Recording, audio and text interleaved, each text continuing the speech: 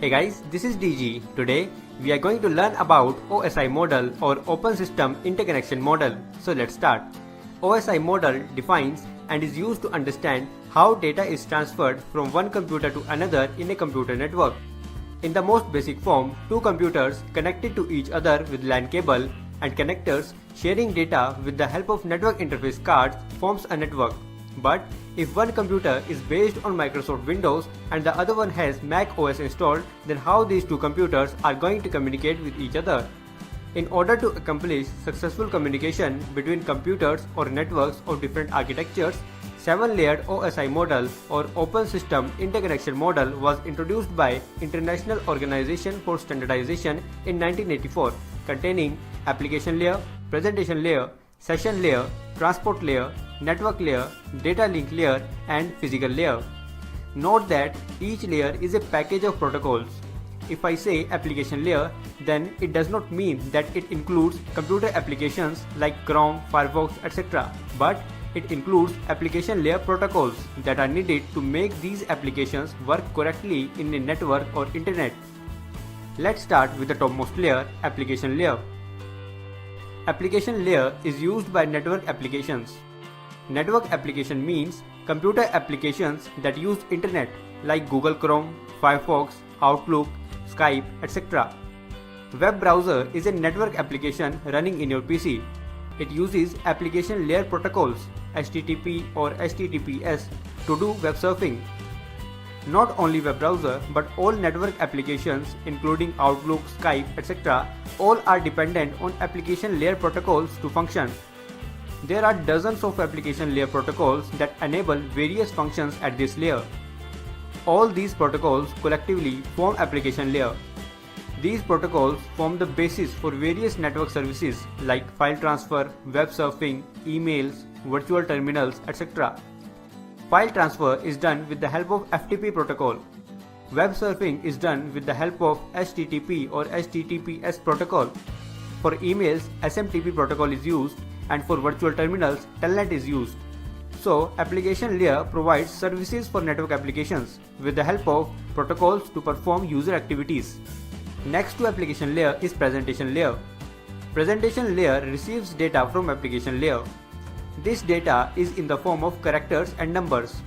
Presentation layer converts these characters and numbers to machine understandable binary format.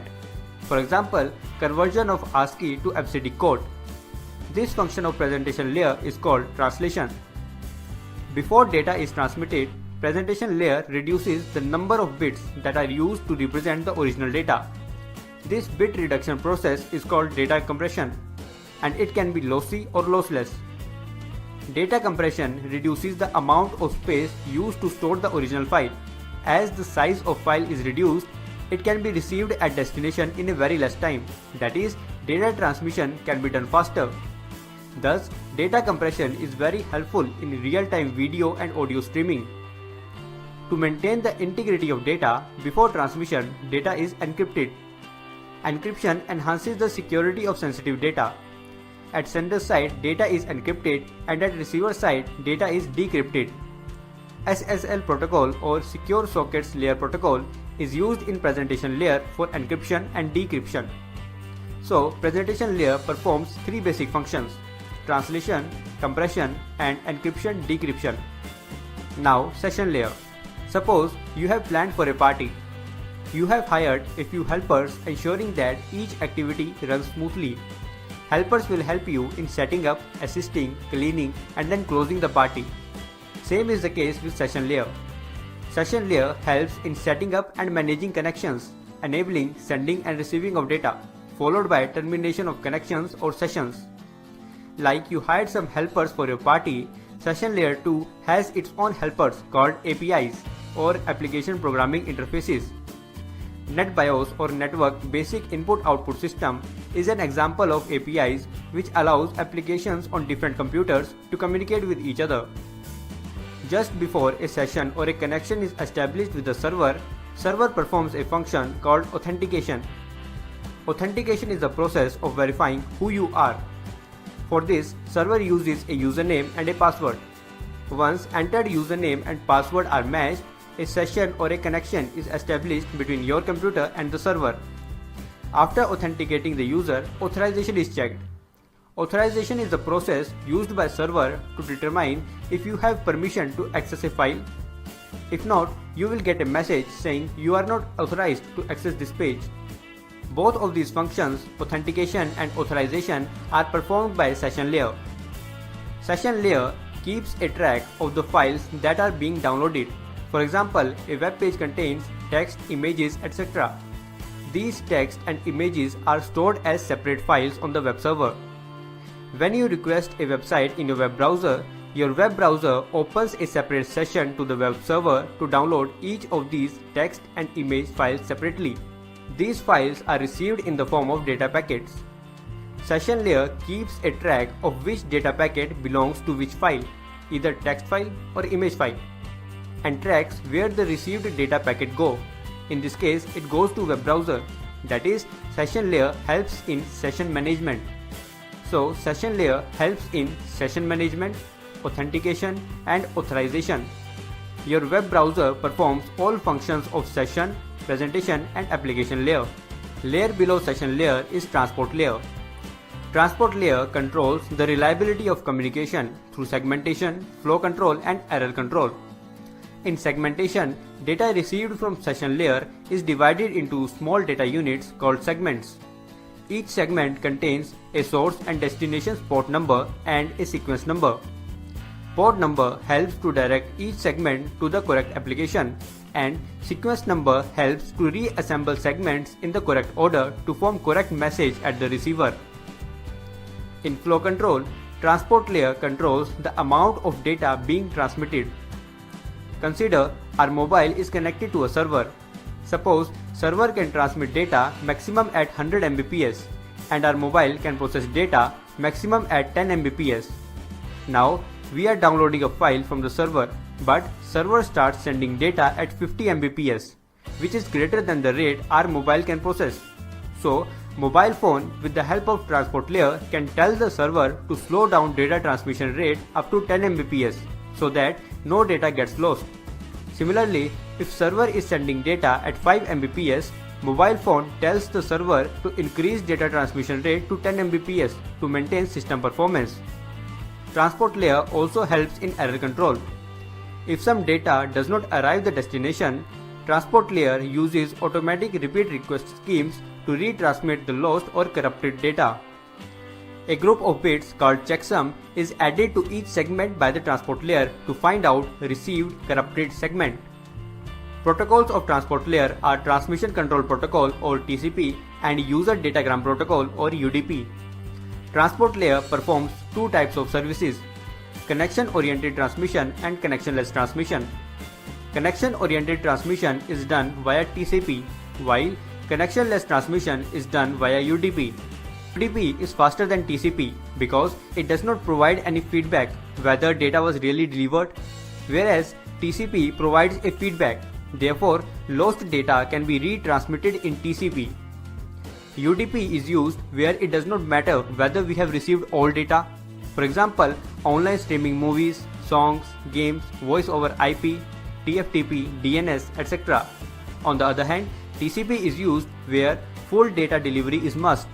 For example, World Wide Web, email, FTP, etc. So, transport layer is involved in segmentation, flow control, error control, connection-oriented and connectionless transmission. Transport layer passes data segments to the network layer. Network layer works for the transmission of the received data segments from one computer to another located in different networks.